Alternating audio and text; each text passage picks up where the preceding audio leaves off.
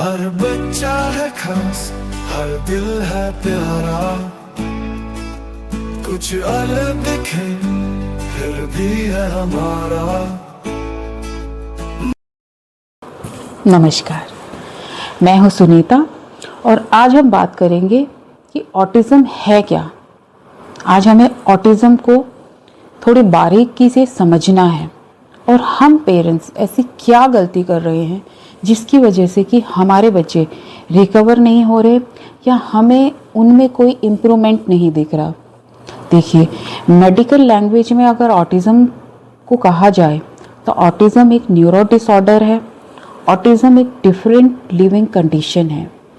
Different living condition का मतलब होता है कि हमारे बच्चे किसी भी चीज़ को डिफरेंट तरीके से देखते, सोचते, समझते और सीखते हैं, जिसके लिए हमारे बच्चों को हमें डिफरेंट तरीके से ही हर चीज़ को सिखाना पड़ता है। देखिए, ऑटिज्म में हम गलतियां कहाँ कर रहे होते हैं और ऑटिज्म है क्या एग्जैक्टली हर किसी पेरेंट्स के माइंड में रहता है। देखिए, जब भी हमारे बच्चे को ना ऑटिज्म डायग्नोज किया जाता है तो आपने कभी सोचा कि कुछ सेट ऑफ सिम्टम्स होते हैं जिसकी वजह से हमारे बच्चे को ऑटिज्म डायग्नोज दिया जाता है। जैसे बच्चे का आई कांटेक्ट ना होना, बच्चे में बिहेवियर्स इशू होना, बच्चे का बाकी बच्चों के साथ ना खेलना, बच्चों का कमांड फॉलोइंग ना करना, बच्चों का रिस्पॉन्ड ना करना, बच्चों का ना बोलना। ये सब कुछ सिम्टम्स होते हैं जिसकी वजह से हमारे बच्चों को ऑटिज्म डायग्नोज दिया जाता है। देखिए, अब हम गलतियां कहाँ कर रहे हैं? हम गलतियां कर रहे हैं कि जो भी ट्रीटमेंट हम अपने बच्चों को दे रहे हैं वो सिर्फ एज ए मेंटेनेंस हमारे बच्चों पे काम कर रहा है। वो मेंटेनेंस है, उससे हमारे बच्चों की रिकवरी नहीं हो रही है, उससे हमारे बच्चों में कोई इम्प्रूवमेंट नहीं हो रहा। अगर मैं आपको एग्जाम्पल के साथ बताऊं तो आपने बहुत सारे बच्चों को देखा होगा जो कि बच्चे स्पीच थेरेपी के पास जाते हैं या नॉर्मली घर पे भी जिन बच्चों की स्पीच आ जाती है तो वो बच्चे ना मीनिंगफुल बातें नहीं करते, ना ही उनका कुछ ऐसा रिस्पॉन्स होता है कि आप जो पूछ रहे हो वो बता रहे हैं। अगर आपने बच्चे को बोला हैप्पी बर्थडे तो वो भी आपको रिस्पॉन्ड करेगा हैप्पी बर्थडे। वो आपको थैंक यू नहीं बोलेगा। जब आप बच्चे को पूछोगे आपका नाम क्या है तो वो फिर पूछेंगे आपका नाम क्या है। मतलब बच्चे में स्पीच तो है, बच्चा बोल सकता है लेकिन मीनिंगलेस बोल रहा है क्योंकि वो सिर्फ साउंड को कॉपी कर रहा है। बच्चा बोल के समझ के बात नहीं कर रहा है, वो सिर्फ साउंड को कॉपी कर रहा है। इसीलिए कहा जाता है कि जो ऑटिज्म के बच्चे होते हैं ना वो पैटर्न एक्सपर्ट होते हैं। जब भी वो किसी चीज़ के साथ खेल रहे होते हैं, देखा, वो मोस्टली एक पैटर्न में इन्वॉल्व होते हैं। आपने अक्सर सुना होगा कि जो ऑटिज्म के बच्चे हैं वो किसी टॉय को लेके कोई पैटर्न बना लेते हैं या फॉर एग्जांपल बहुत सारे बच्चे स्लीपर को एक के पीछे एक लगाते हैं, गाड़ी को एक के पीछे एक लगाते हैं या फिर वो उसके व्हील में ही लॉस्ट हैं किसी एक पर्टिकुलर चीज़ को लेकर। कुछ बच्चे पेंसिल्स को लेके बहुत वो रहते हैं, मतलब वो किसी हर चीज़ में ना वो कुछ ना कुछ ऐसा पैटर्न ढूंढ लेते हैं जिसमें कि वो लॉस्ट हो जाते हैं। जो स्क्रीन टाइम होता है ना वो भी उनके लिए ऐसा ही कुछ काम करता है जिसकी वजह से ना वो बाकी चीज़ों से कट ऑफ हो जाते हैं। तो अब बात करूँ मैं, हम गलतियाँ कहाँ कर रहे हैं, क्यों हमारे बच्चे इम्प्रूव नहीं हो रहे। देखिए, गलतियाँ हम वहाँ कर रहे हैं कि हम उनकी रूट कोज पे काम ना करके सिर्फ मेंटेनेंस पर ही अपना टाइम और पैसा खर्च कर रहे हैं। हमारे बच्चों के जो भी ये सेट ऑफ सिम्टम्स है ना, ये किस वजह से है? ये है उनका नॉर्मल एटमॉस्फेयर में कंफर्टेबल ना होना। वो हमेशा आपने देखा ह्यूमन जो जहाँ पे भी चार लोग बैठे होंगे ना वो वहाँ पे या तो बैठना पसंद नहीं करेंगे या उनके साथ इन्वॉल्व नहीं होंगे या फिर वो अपने ही गैजेट, अपने ही टॉय, मोबाइल में लगे रहेंगे। मतलब उन्हें नहीं पता कि उनकी सराउंडिंग में क्या चल रहा है, वो सराउंडिंग में इन्वॉल्व ही नहीं है। वो किसी चीज़ को रिस्पॉन्ड ही नहीं कर रहे। देखिए, ऑटिज्म का जो ब्रेन है वो डिफरेंट है, ये मैं मानती हूँ। मैं दिखा भी देती हूँ आपको। देखिए, ये ऑटिज्म का, जो ऑटिस्टिक बच्चे हैं उनका ब्रेन कुछ ऐसा होता है, जो नॉर्मल बच्चे हैं उनका ब्रेन कुछ ऐसा होता है। ऑटिस्टिक बच्चों का ब्रेन देखिए कितना बिजी है, क्योंकि वो एट अ टाइम ना बहुत सारी चीज़ों में इन्वॉल्व रहता है। देखिए, जिसकी वजह से ना वो किसी एक चीज़ में ना अपना ध्यान नहीं दे पाते, कंसंट्रेशन ही नहीं होती बच्चों में। और जो नॉर्मल बच्चा है उसका ब्रेन देखिए बिल्कुल बिजी नहीं है, वो बहुत सिंपल है। वो एक चीज़ को देख रहा है, समझ रहा है, सुन रहा है और सीख रहा है। लेकिन हमारा बच्चा एट अ टाइम ना 10 चीज़ों में इन्वॉल्व है। जब भी आप अपने बच्चों को आवाज़ देते हैं ना, तो सोचो आपका बच्चा रिस्पॉन्ड करने में डिले क्यों कर रहा है, क्योंकि ब्रेन इतना ज़्यादा बिजी है, इतना बिजी है कि प्रोसेस होने में भी तो टाइम लगेगा ना। जब आप एट ए टाइम 4 चीज़ें कर रहे होते हैं तो आपको भी टाइम लगता है। सेम वही चीज़ हमारे बच्चों के साथ हुई है। बेसिक रूट समझिए आप, बच्चे का ब्रेन में क्या चल रहा है, तो यही चीज़ होती है। और इसी कारण से हमारे बच्चों में जो रिस्पॉन्ड टाइम होता है, जो रिस्पॉन्स बच्चे हमारे बहुत देर से करते हैं, उसका भी एक कारण यह है कि वो एट ए टाइम ना बहुत सारी चीज़ों में उनका ब्रेन उलझा हुआ है। डेफिनेटली यूजलेस चीज़ों में, जो मीनिंगलेस है आई थिंक, तो उसमें उलझा हुआ है, हमें पता ही नहीं है। और हमें लगता है हमने उनको आवाज़ दी और बच्चे ने सुना नहीं और बच्चे ने रिस्पॉन्ड नहीं किया। कई बार ये भी देखना आप कभी कि आप अपने बच्चों को जब आवाज़ दोगे ना, कई बार बच्चे ना पैटर्न बना लेते हैं। आपने आवाज़ दी, बच्चे ने प्रोसेस करना शुरू ही किया कि आपने आके उसको डांट दिया। नेक्स्ट टाइम से बच्चा सुनेगा ही नहीं, बच्चा कहेगा ठीक है ऐसे ही करती है। बच्चे का बिहेवियर वो बन रहा है, वो डेवलप कर रहा है उस हिसाब से। फॉर एग्जाम्पल, जैसे कि आपने अपने बच्चे को बोला मोबाइल नहीं देखने के लिए, मोबाइल ले लिया, बच्चे ने टेंट्रम थ्रो किए, आपने मोबाइल थोड़ी देर में वापस दे दिया। बच्चे ने क्या सीखा कि जब भी मैं टेंट्रम थ्रो करता हूँ मुझे मोबाइल मिल जाता है। बाहर जाते हैं, बच्चा कोई चीज़ मांगता है, आपने नहीं दिया, बच्चे ने टेंट्रम किया, आपने कहा ओ बच्चे लोग क्या बोलेंगे, आपने दिला दिया। बच्चे में क्या डेवलप हुआ कि जो चीज़ मुझे चाहिए उसके लिए अगर मैं ऐसा करूँगा तो मुझे मिल जाएगी। वहाँ पे आप गलती कर रहे हैं। दूसरी चीज़, जो वो सेट ऑफ सिम्टम्स है ना, उसकी वजह क्या है, आप उसको समझिए। उसकी वजह है ह्यूमन सराउंडिंग का ना मिलना। हमारे बच्चे को ह्यूमन सराउंडिंग चाहिए। हमारे बच्चों को दूसरे बच्चों के साथ खेलना सिखाना पड़ेगा। हमें उनको घर में स्क्रीन टाइम रिड्यूस करके अपने साथ इन्वॉल्व करना पड़ेगा। सबसे पहले हमें खुद उनको थोड़ा टाइम देना पड़ेगा। फॉर एग्जाम्पल, अगर आपका बच्चा खाना खा रहा है तो आप उसको ला के परोस के मत दे दीजिए, आप उसको बुलाइए आवाज़ दे के। जो भी आप उसको नाम से बुलाते हैं आप उसको बुलाइए, आप उसको बोलिए कि आप टेबल पे बैठिए, लंच का टाइम है, अपनी प्लेट लाइए, अपने ये स्पून लाइए, अपना ग्लास लाइए, फ्रिज में से पानी लेके आइए, हैंड वॉश कीजिए, हैंड वाइप कीजिए। आप ये सब चीज़ें ना उनको धीरे धीरे बोलो, चाहे वो 20 मिनट लगा रहा है इसमें कोई बात नहीं, आपको पेशेंस रखना पड़ेगा। और आप देखिए कि उस पर्टिकुलर टाइम पे जब वो ये सब एक्टिविटी कर रहा है ना, उसका स्क्रीनिंग टाइम तो वहाँ पे कम हो ही रहा है। दूसरी चीज़, वो बाकी चीज़ें भी सीख रहा है। वो ये भी सीख रहा है कि मम्मी की कमांड फॉलो करनी होती है, जो मम्मी कह रही है उसका कुछ मतलब है, वहाँ से उसको कमांड फॉलो करना आएगा। वो सीख रहा है, इसको गिलास बोलते हैं, इसको प्लेट बोलते हैं, इसको स्पून बोलते हैं। एटिकेट सीख रहा है, खाना खाने से पहले हैंड वॉश करना होता है।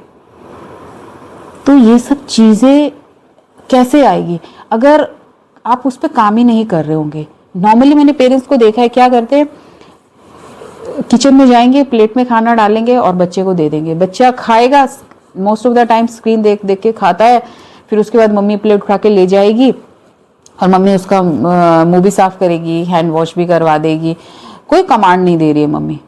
उसको कुछ मतलब नहीं है, उसको नहीं पता कि जिस खाने पे हम, जो खाना मैं खा रहा हूँ उसको क्या बोलते हैं, प्लेट है, स्पून चाहिए होती है, ये चाहिए होता है, उसको कुछ नहीं। वहाँ पे वो कट ऑफ है नेचर से, सराउंडिंग से, वो कुछ नहीं सीख रहा है। और फिर हम बाद में बोलते हैं हमारे बच्चा तो कुछ कर ही नहीं रहा है, हमारे बच्चे में इम्प्रूवमेंट नहीं है। जी इन्हीं टाइनी टाइनी जो स्टेप्स होते हैं ना, इन्हीं से ही आपके बच्चे में इम्प्रूवमेंट आता है। आप उसको दिन भर थेरेपी लेके जाइए, मुझे नहीं लगता उसमें कोई इम्प्रूवमेंट आएगा। क्योंकि देखिए, जो थेरेपी का काम है वो 45 मिनट्स का है।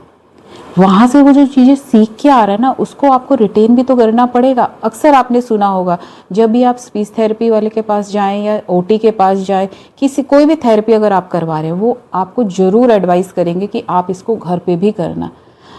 लेकिन हम उसको बहुत लाइट नोट पे लेते हैं और हम उस पर काम नहीं करते, कभी करते हैं कभी नहीं करते।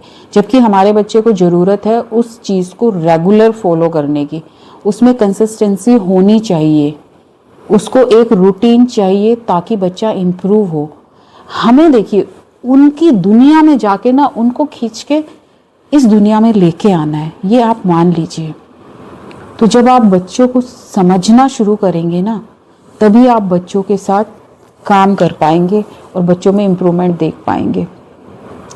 जब भी बच्चा आपका कोई भी चीज़ के लिए जिद करता है और आप नहीं देते और वो टेंट्रम थ्रो करता है, तो आप वो चीज़ उसको दिला देते हैं, तो उससे बच्चे में क्या डेवलप हो रहा है, उसमें बच्चे में ये डेवलप हो जाता है कि अगर मुझे कोई चीज़ चाहिए तो मुझे ऐसा करना पड़ेगा तो चीज़ें मिल जाएगी। और वो चीज़ें बार बार होती हैं। सिर्फ आपका 15 मिनट का पेशेंस, आधे घंटे का पेशेंस आपके बच्चे की लाइफ चेंज कर सकता है। अगर आपने अपने बच्चे से मोबाइल लिया है और वो टेंट्रम थ्रो कर रहा है, आप मत दीजिए। कितनी देर करेगा, 5 मिनट, 10 मिनट, 15 मिनट, 20 मिनट, उसके बाद वो किसी और चीज़ में बिजी हो जाएगा, उसका एटलीस्ट स्क्रीन टाइम तो रिड्यूस हो जाएगा। लेकिन वो पेशेंस आपको दिखाना है ताकि उसमें पेशेंस आ जाए। हमें पहले अपनी ट्रेनिंग की ज़रूरत है, अपने बच्चों को ट्रेन करने से। और ये चीज़ें घर पे करनी इसीलिए ज़रूरी है क्योंकि हर चीज़ की ट्रेनिंग हम बाकी सराउंडिंग में नहीं दे सकते। आप मार्केट में जाके उसका पेशेंस नहीं चेक करोगे, आप उसका पेशेंस घर पे ही चेक कर सकते हो। क्योंकि अगर वो घर पे रो रहा है तो ठीक है, रोने दो, कोई बात नहीं, वो चीज़ उसको समझ आए ना आए, लेकिन आपको पता चल रहा है ना कि ठीक है, अगर ये इस टाइम पे रो रहा है तो कोई बात नहीं, घर के अंदर है, ठीक है, आई कैन मैनेज इट। तो वो चीज़ आपको घर से शुरू करनी है। ये बहुत से छोटे छोटे स्टेप्स होते हैं जो हमारे बच्चों में ना एक बहुत बड़ा चेंज लेके आते हैं, बहुत बड़ा। और हर चीज़ को ना धीरे धीरे धीरे रिड्यूस करनी पड़ेगी। जो भी उसके सिम्टम्स हैं, आप एक लिस्ट बनाइए कि ये हमारे लिए चैलेंज है।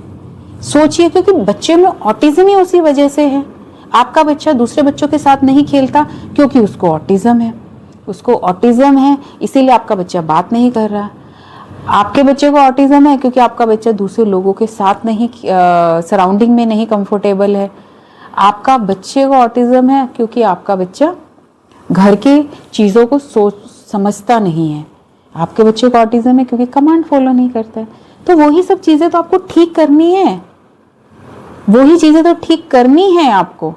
और वो आपको 1 बाय 1 ही ठीक करनी पड़ेगी, 1 बाय 1 ही ठीक करनी पड़ेगी।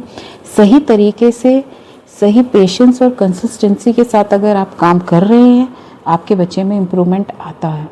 और अब तो ये चीज़ें डॉक्टर भी बोलने लगे हैं। अभी रिसेंटली मैंने एक डॉक्टर का इंटरव्यू सुना था, इंडिया से है, इवन मुंबई से है। उन्होंने भी इस चीज़ को एक्सेप्ट किया है कि ऑटिज़म कोई बहुत बड़ा चैलेंज नहीं है। अगर उसको सही तरीके से काम किया जाए बच्चों के साथ, तो बच्चे रिकवर हो जाते हैं। क्योंकि बच्चों में एक ही प्रॉब्लम है, वो है ह्यूमन इंगेजमेंट का ना होना। और वो ह्यूमन इंगेजमेंट आपको ऐसे ही लानी पड़ेगी कि वो जिस चीज़ में खोए हुए हैं, चाहे वो स्क्रीन टाइम हो, चाहे वो उनका कोई पर्टिकुलर टॉय हो, उस चीज़ को रिड्यूस कीजिए और उसको इन्वॉल्व कीजिए किसी दूसरी चीज़ में। ये नहीं कि आपने स्क्रीन तो बंद कर दी, उसके बाद आपने उसको कोई किसी चीज़ में इन्वॉल्व किया ही नहीं, करना पड़ेगा।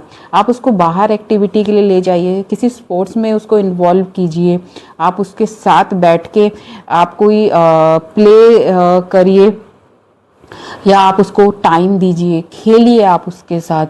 बच्चों को वो चाहिए। हमारे बच्चे, मैंने देखा है कि जो ऑटिस्टिक बच्चे होते हैं ना, वो ऐसे ही नहीं बैठ सकते, उनको कुछ ना कुछ चाहिए।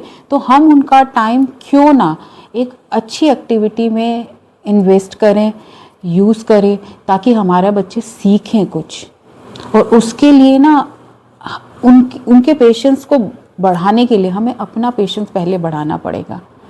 नो डाउट, जब आप बच्चों के साथ काम करना शुरू करोगे ना कहीं हर्डल्स आएंगे, आपको भी प्रॉब्लम्स होंगी, लेकिन हाँ, आप हमेशा ध्यान में रखना कि आज का ये स्ट्रगल आपके आने वाली लाइफ को और आपके बच्चे को बहुत अच्छा बनाएगा, आपके बच्चे में बहुत बड़ा इम्प्रूवमेंट लेके आएगा। आप जो सोच नहीं सकते ना, वो कल आपको बहुत नॉर्मल लगने लगेगा।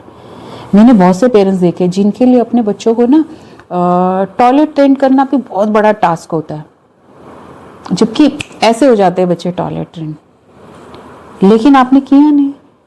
आपके बच्चे बड़े हो गए, अब और मुश्किल हो गई। तो अपने बच्चों के साथ जितने कम एज में आपके बच्चों के साथ आप अपना काम शुरू कर सकते कीजिए। देखिए, मैं मानती हूँ हर पेरेंट्स के लाइफ में ऑटिज्म डायग्नोज होने के बाद डिनाइल मोड आता है। हर पेरेंट्स ये कहता है नहीं, ये नहीं हो सकता, मेरे साथ ही क्यों हुआ। रोते हैं, चीखते हैं, चिल्लाते हैं, पेशेंस खत्म हो जाता है, स्ट्रेस में आते हैं, डिप्रेशन हो जाता है, सब होता है। मैं मानती हूँ, क्योंकि वो चीज़ ही ऐसी है। कोई अपने बच्चे के बारे में बुरा फ्यूचर कोई इमेजिन नहीं कर सकता। लेकिन देखिए, डिनाइल मोड आया चला गया, बट अब आप काम करना शुरू कीजिए। अगर आपको डिनाइल दिखाना ही है तो दिखाइए इस बात पे कि हमारे बच्चे का फ्यूचर ऐसा तो नहीं होगा जैसे कि डॉक्टरों ने हमें बता दिया है। हमारे बच्चों का फ्यूचर अच्छा ही होगा। अगर आपको डिनाइल करना है तो इस चीज़ पे कीजिए कि हमारा बच्चा कुछ नहीं कर सकता। हर चीज़ को एक्सेप्ट करके, उसकी कमियों को एक्सेप्ट करके, उस पर काम करके उसको एक अच्छा फ्यूचर देने के लिए आपको काम करना पड़ेगा। कमियों को अगर पूरा करना है तो आपको उन कमियों को एक्सेप्ट करना पड़ेगा, उस पर काम करना पड़ेगा, तभी उस पर इम्प्रूवमेंट आएगा। अगर आप कमियों को छुपाओगे, एक्सेप्ट नहीं करोगे, काम नहीं करोगे, तो आपका बच्चा जैसा है वैसा ही रह जाएगा। तो इसीलिए कमियों पे काम कीजिए, कमियों की लिस्ट बनाइए, उस पर काम कीजिए और अपने बच्चे का फ्यूचर आज ही नहीं, कल के लिए भी बेहतर बनाइए, ताकि आपका बच्चा आज आपके साथ ही नहीं, आपके बिना भी एक अच्छी लाइफ जी पाए। हमारे बच्चे बहुत साधारण होते हुए भी बहुत खास है, या कहूँ कि बहुत खास होते हुए भी बहुत साधारण है। सिर्फ फ़र्क है हमारे बच्चों के साथ काम करने का एक डिफरेंट तरीके से, ताकि हमारे बच्चे हर वो चीज़ सीख पाएँ जो उनकी लाइफ को बेहतर बना सके। नेक्स्ट ब्लॉग में हम बात करेंगे हमारे बच्चों को स्क्रीन टाइम से हमें कैसे दूर करना है, कैसे हमें अपने बच्चों को नॉर्मल एटमॉस्फेयर में इन्वॉल्व करना है, नेचर से इंट्रोड्यूस करना है और नई चीज़ों को सिखाना है। आज के लिए बस इतना ही, मिलते हैं नेक्स्ट ब्लॉग में, तब तक के लिए नमस्कार।